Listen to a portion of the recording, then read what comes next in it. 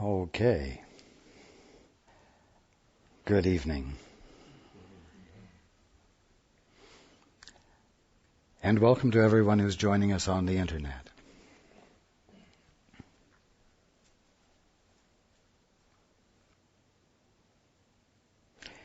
I suppose you could say that everything we're talking about could be reduced to this statement. You all need to begin to be willing to treat each other as well as you would your dog.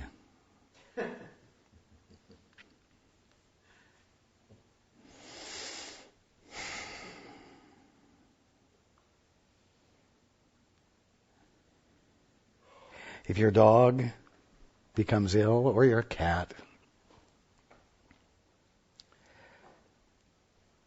it doesn't matter how exasperating they've been when they were feeling well. It doesn't matter what has happened.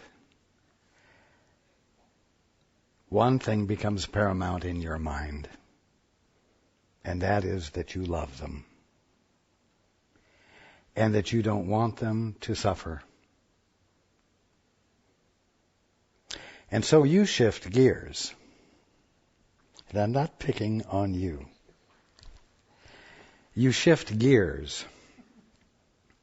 And instead of finding value in the righteous indignation that you generally are willing to express relative to this pet's behavior, it becomes far more important to you to have your mind occupied with what? Anything that will contribute to their getting better. You will devote your mind to knowing what will help, to finding out what will help.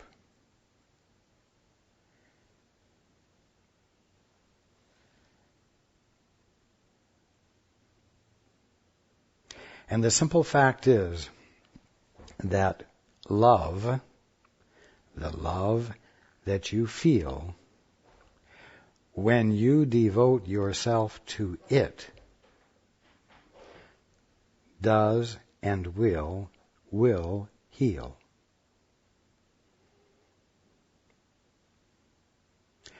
Now,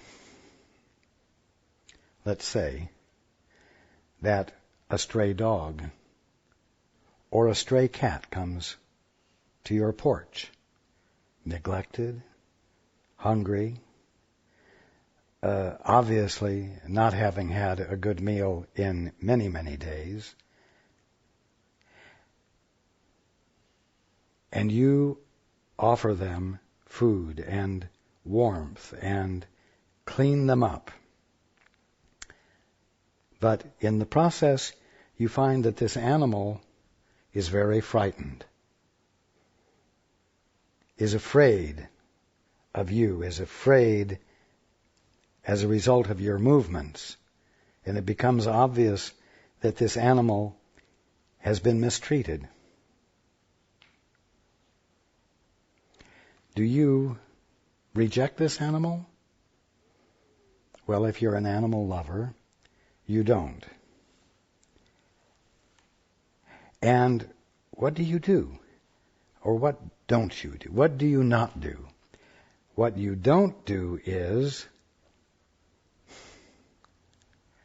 judge them or arrive at your behavior based upon their fear of you and, let us say, any aggressiveness that they express toward you because of their fear.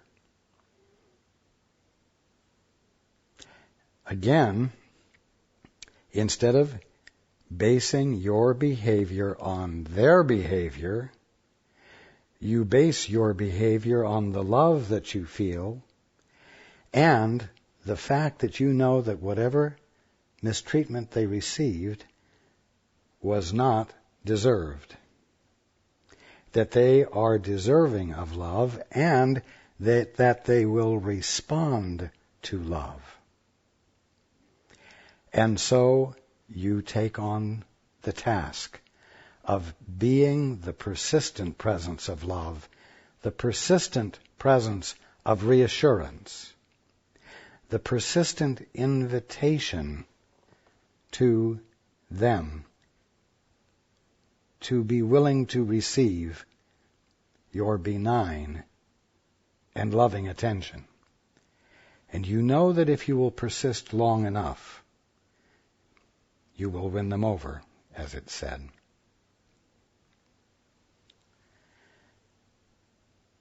Now,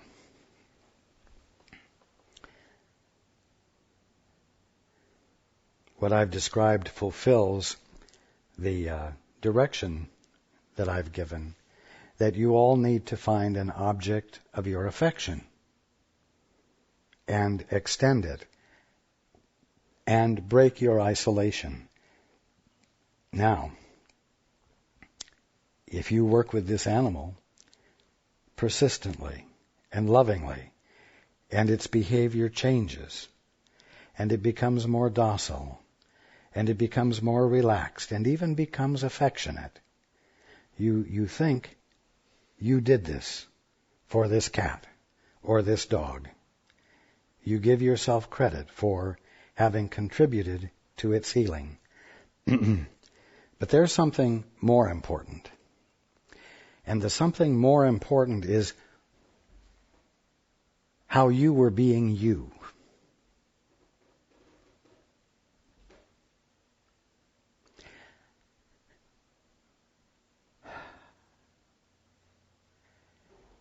You saw the animal worthy of attention that its behavior indicated it probably wasn't worthy of.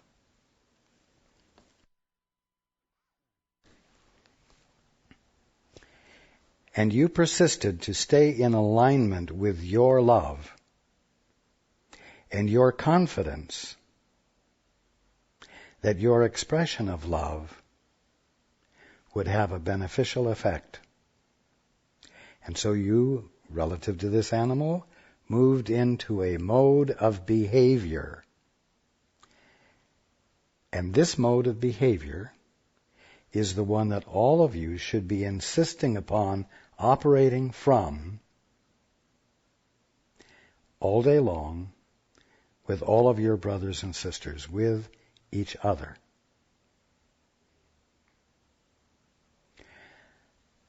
The more important thing than what you might have done for the animal is what you did for yourself. Because relative to this animal, you broke your habit of governing your actions based upon the actions of something outside yourself. You moved into a way of being that was true, a way of being that was truly in harmony with your nature and your function and your reason for being. Not your reason, but the reason for being placed in you by that which caused you to be and causes you to be.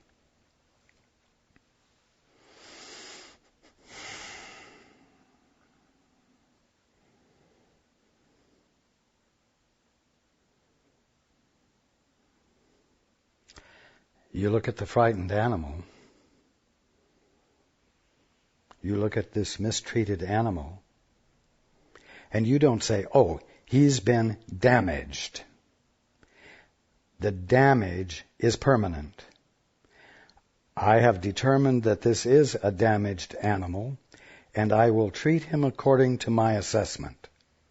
And so I will carefully get it into a cage and take it to the pound where it can be put to sleep and not be a distress to anyone.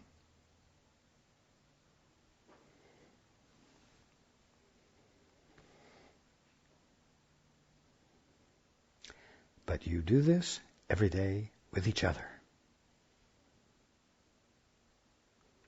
You determine what your sister or brother is,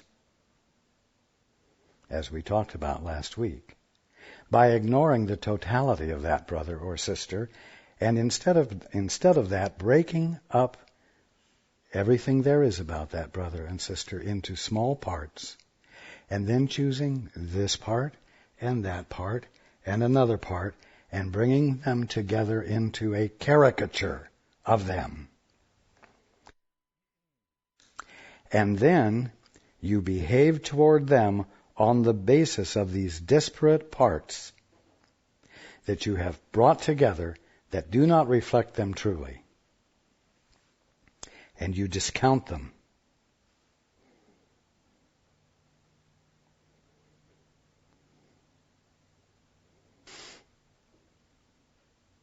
And it's this habit that has to be broken.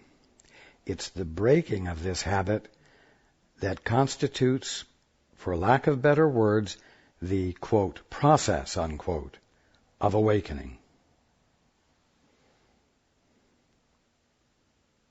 You can no longer afford to operate on the basis of your best ego perceptions and expect to see healing or emancipation for your brother or for yourself. Emancipation from a bondage that is illegitimately governing you.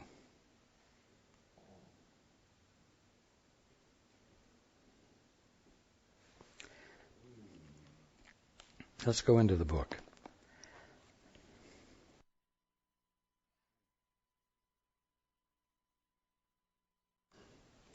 And I'm going to repeat the last paragraph from last week. The ego looks straight at the Father and does not see him, for it has denied his Son.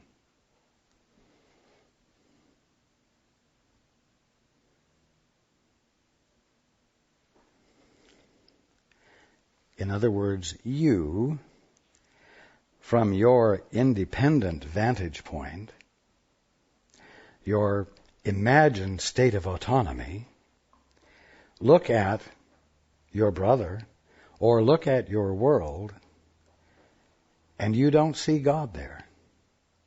You see what you have determined it to be. And the reason you don't see the Father in everything that is in your experience is because you have disowned him. You have denied him and lost the conscious awareness of your being his son, his offspring, the direct expression of God, always now. You deny your sonship.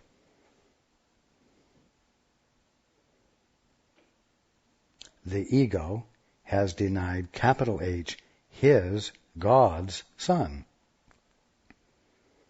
And so it looks straight at the Father. You look straight at reality, and you do not see reality.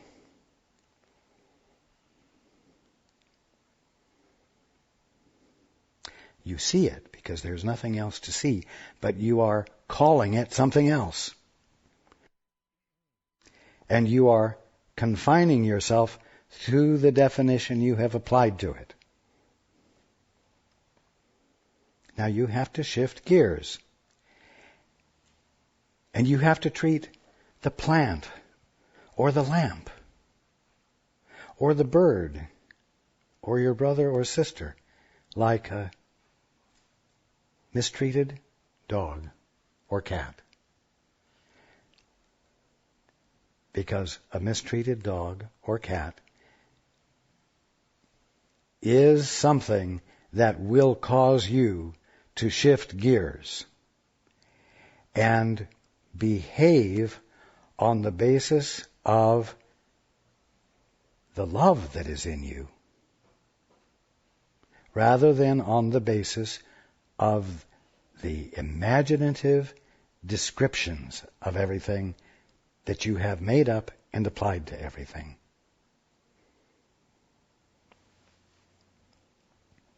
Continuing, would you remember the Father? That's the big question. Because the answer to that question is your salvation. If you will remember the Father, you will remember who you are. Because the Father isn't just the Father. The Father is your Father. The Father is the source, and for lack of better words, the generator of your being at this moment.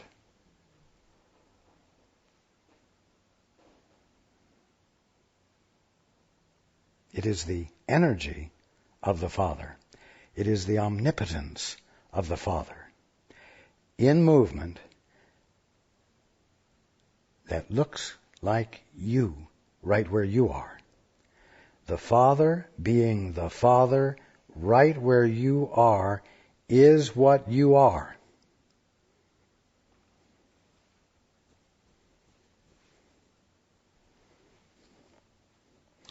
And so when you remember the Father, you must unavoidably have the experience of remembering yourself.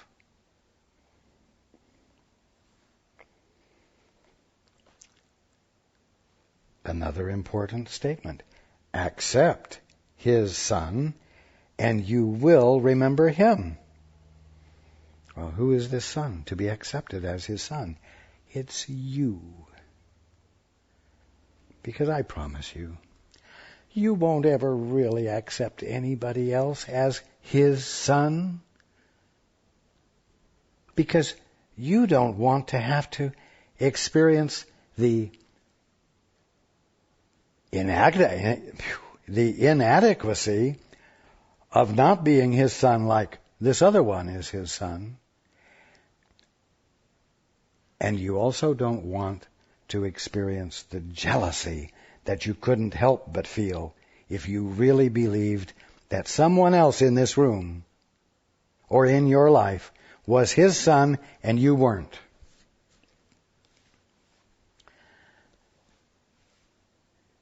The only Son that you will benefit from remembering is the Son of God, is yourself.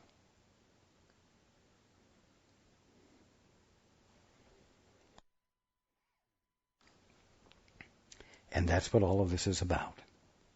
That's all that awakening is about. And that's all that's relevant at any moment during your day. Because if you will dare to be willing to remember that you are His Son, His offspring, His manifestation, there will be no experience of inadequacy, and there will be nothing to be jealous of, and there will be a spontaneous recognition that everyone else is also. And you will spontaneously be able to extend the recognition of God to everyone and everything, regardless of their behavior. Just like the frightened and inappropriate behavior of a mistreated dog or cat.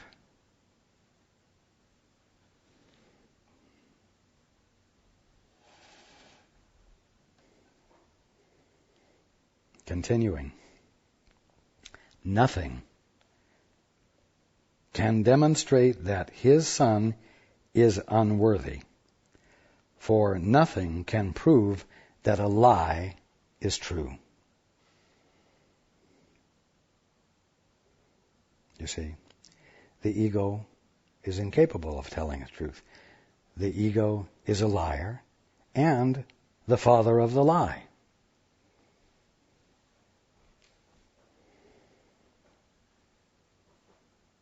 And it's sneaky. It says, you know what? You may be the son of God. You may be the daughter of God. But, as we discussed last week, it says, God made you to be on your own and gave you all the tools you need to practice being like Him, so that you in your own right can become as God and co-create shoulder to shoulder with God. You see, that's a sneaky lie. It sounds good, and it seems to say, yes, you are the Son of God, but you're not here to be His puppet. You're not here to be His clone. You're here to be something in your own right.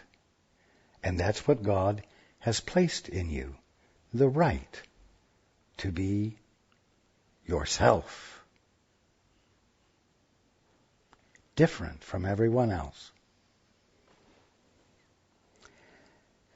But, again, nothing can demonstrate that His Son is unworthy, for nothing can prove that a lie is true. What you see of His Son through the eyes of the ego is a demonstration that His Son does not exist. Yet, where the Son is, the Father must be.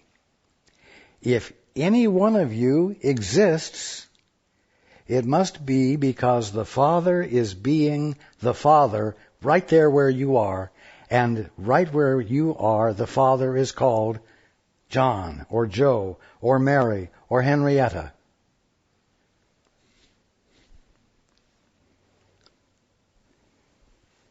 Where the Son is, the Father must be. Accept what God does not deny, and He will demonstrate its truth.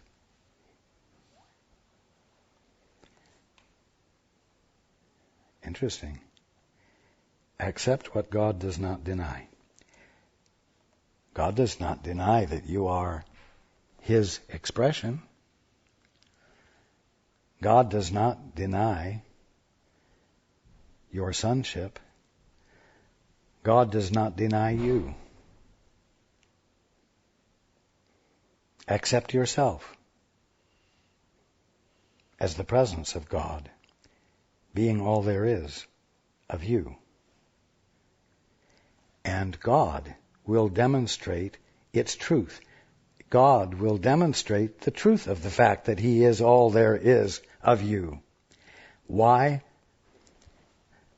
Not because you asked pretty, not because you measured up, but because you stopped introducing a disagreement with the truth about you. You became passive. You became a non-assertive presence from your own right to be yourself. And in the absence of the assertion of an independent, autonomous will, the truth about you, that has always been the truth about you, sits unobstructed. And you see it, and you feel it, and you experience it. And you could say, well, God has revealed Himself to me, in me. But at the bottom line, your being is, and always has been, God revealing Himself to you as you. The difference is, you're not arguing with it anymore. You're not arguing it by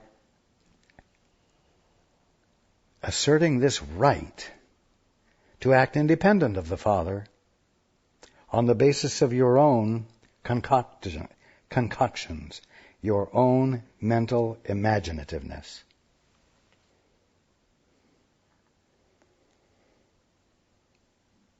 The witnesses for God stand in His light. The witnesses for God instead of the witnesses for what you have imagined everything is.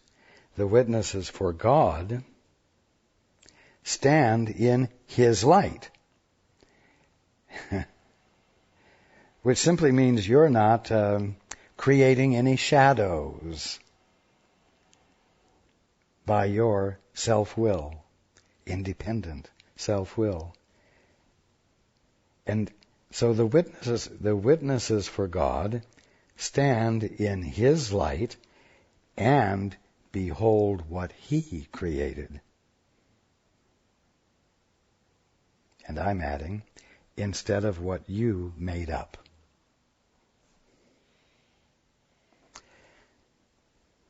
Their silence, meaning the silence of the witnesses for God, their silence is the sign that they have beheld God's Son. And in the presence of Christ, they need demonstrate nothing, for Christ speaks to them of Himself and of His Father. They, the witnesses for God, are silent because Christ speaks to them, and it is His words that they speak. This means that the ego sense of yourself, which in the past you have taken pride in being able to express and assert, it is silent, because what comes out of your mouth when you are witnessing for God is the Holy Spirit speaking, that which is nothing more than your right mind. And so, you could say the words of Christ are the words that you speak.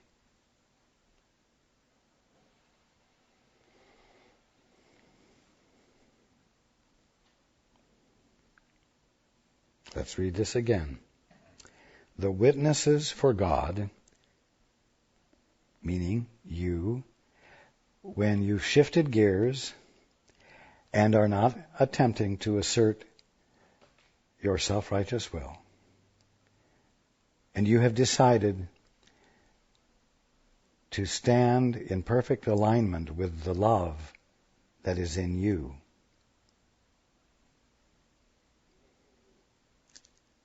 the witnesses for God stand in His light and behold what He created.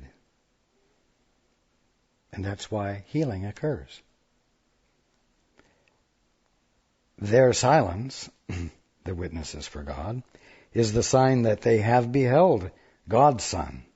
And in the presence of Christ, they need demonstrate nothing. For Christ speaks to them of Himself and of His Father. You see, the ego is always demonstrating something.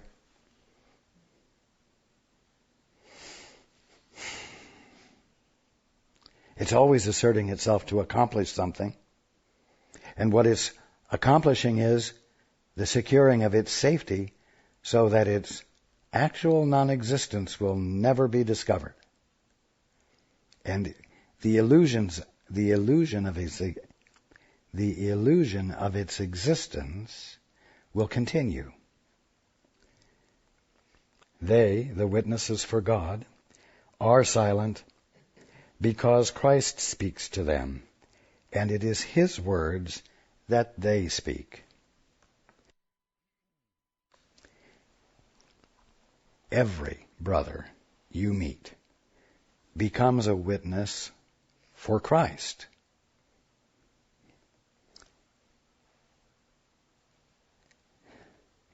Every mistreated, starving animal that comes to your porch can become a witness for what it truly is and what its source is. Or for the ego.